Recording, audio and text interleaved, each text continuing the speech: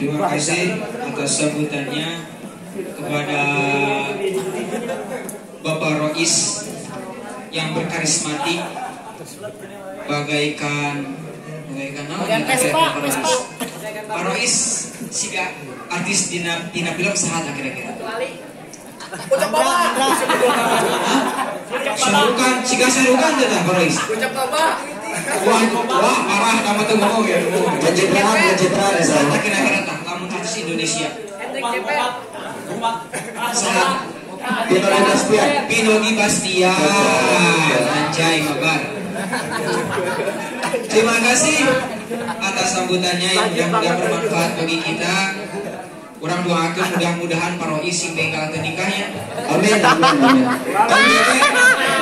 Bekas tahun Pak Rois ya perpisahan wae.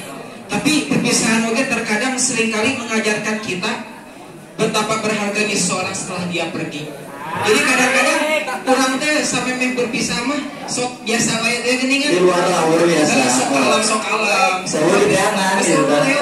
Kos ender tadi. Orang teh kudu merindu teh geuningan. Sok enak acara selanjutnya teh.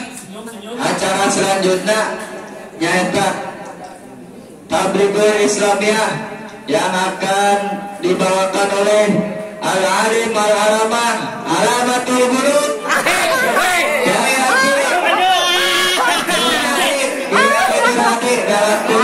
Yang ngacuy bin Sumaren cuy ya.